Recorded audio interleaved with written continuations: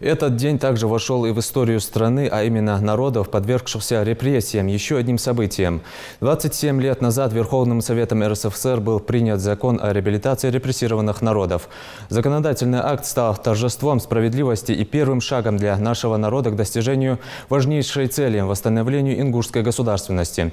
Как в непростые для страны времена лучшие сыны нашего народа добивались принятия закона номер 2927, расскажет Ирина Тичоева. Самый гуманный законодательный акт современной России принимался в непростое время, когда людей переполняли эмоции. Народы, которые подверглись репрессии, требовали от власти признать, что они не преступники, и, наконец, снять с них это клеймо. Тем более, что даже из уст государственных деятелей Компартии Советского Союза приходилось не раз слышать, что нас не реабилитировали, а помиловали. Более того, появились политологи, которые оправдывали депортации целых народов.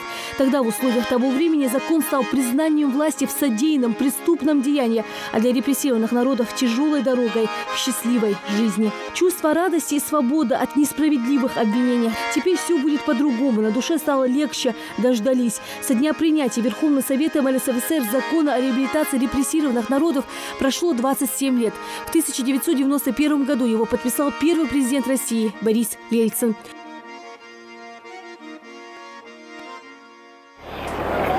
Не может быть неправого народа. Могут быть неправы руководители и их действия, но только не народ. Какой бы он малый ни был, малый, средний, большой, неважно, народ всегда прав. И то, что принял сейчас решение позавчера Верховный Совет Российской Федерации реабилитировать все репрессивные народы Российской Федерации, я вам об этом официально заявляю, это значит реабилитирован репрессивный ингушский народ. Важное историческое значение закона состоит в том, что он осудил репрессивную политику, практиковавшуюся на государственном уровне по отношению к целым народам. Его принятие стало важным политическим шагом, проложившим начало восстановления исторической справедливости в отношении всех депортированных народов.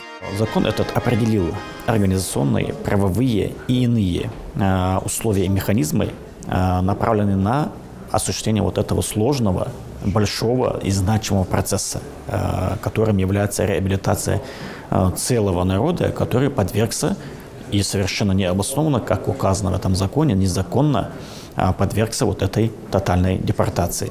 И, конечно, мы должны отдавать дань уважения и этой дате, и тем людям, которые приняли вот этот очень важный и значимый для всех народов нашей страны закон. Сам исторический документ принимался усилиями видных ингушских деятелей, среди которых Бибулат Богатырев, Беслан Костоев, Муса Дарсигов, Ибрагим Костоев, Бексултан Сайнароев и Хамзат Фаргиев. Большой вклад здесь внесли и выдающиеся личности страны. Это патриарх Московский и всея Руси Алексий, академик Дмитрий Лихачев, космонавты, писатели, общественные деятели. А решающую роль в создании республики сыграл человек из народа, настоящий патриот и сын своего народа Муса Дарсигов. Баждиат синос паяз ахатымзырас. Авухуяр, ахаяр, ратур, сохок бахтиярас. Есть со агоярас, клан керч долдыш биярас. Так цастир. Я суарвак биярас чур. Суарвак биярас уду яр хаз не хочу я с вами больше. Бесед грубо я радуюсь. Ах, я говори, вот это ярас. Мужской разговор. Ну, Сергеевич, да. Я не пришел раз, я пришел за весь народ. Нас обзывают, раз, бандиты, нам генералу нету, полковник раз, генерал раз, это класс я хочу. Даже раз, Совет Союз, масса будет доверили. Цад доверия после раз, КГБ, раз был. Тот цендали, я бехдали, я бехдали, да. Я принимал участие, когда мы пришли Лихачеву, академику, который также написал свое обращение Верховному Совету, что надо принять этот закон. И вот от космонавтов, от религиозных деятелей И мы все-таки сумели убедить, что этот закон надо принимать. И он был принят. Он был принят без единого возражения.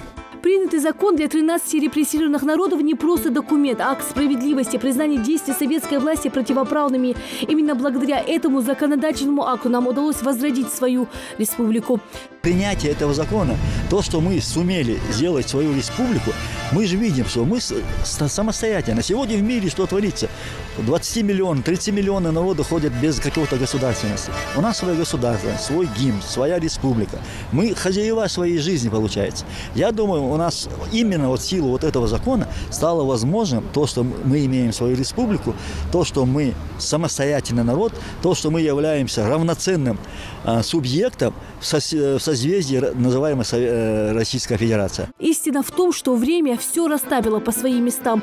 Сегодня Ингушетия заявила о себе как полноправный субъект России со своей древней и богатой историей. И пусть тяжелые страницы остались в памяти, гордая и величественная республика своими успехами и достижениями доказывает это всему миру.